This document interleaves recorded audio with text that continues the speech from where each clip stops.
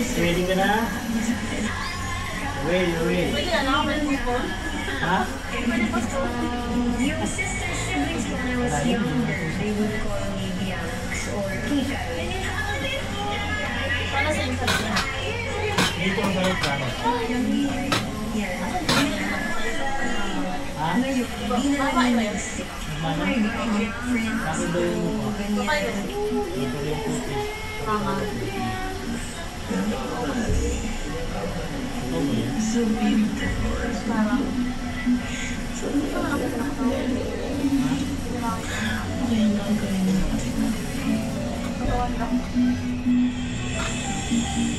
Maya-maya pa, ang pinag-uusapan nilang si Bianca, ipinatawag ni Kuya sa confession room.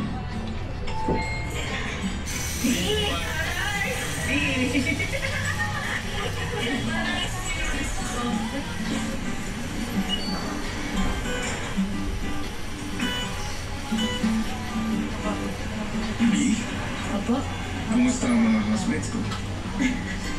okay po sila, Kuya. The fact that they are welcoming me, they are guiding me, and chinichika po nila ako as if parang hindi po ako house guest, Kuya. Ang sarap po sa puso because I feel at home. Nakilala mo naman ang lahat ng housemates ko? Hindi po lahat po, kasi po may mga nawawala po pala.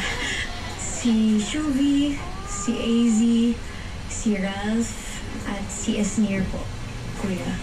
Tulad ng nakita mo, tunay nga na nawawala ang apat na housemates. Napunta sila sa isang sikretong mundo. Isang secret room.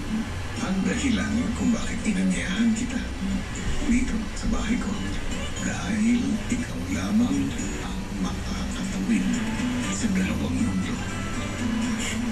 Ang makakapunta sa secret room upang makita ang apat na nawawalang housemates. Handa ka ba? Handang-handa po, Kuya. Excited ako, Kuya, kasi meron na akong first task ko. At pinapunta na nga ni Kuya si B sa secret room.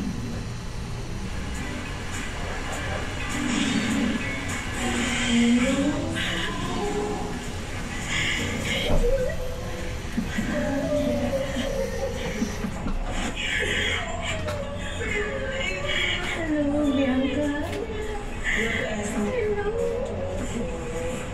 Hello, Bianca. Nice to meet you. Ayos lang. Andito pala kayo. Hinahanap kayo ng housemates dito. Secret room namin to. Yes, kanina pa kami dito. Naku, pero na. Ay, dala ko ba? Kumain na kayo. Sana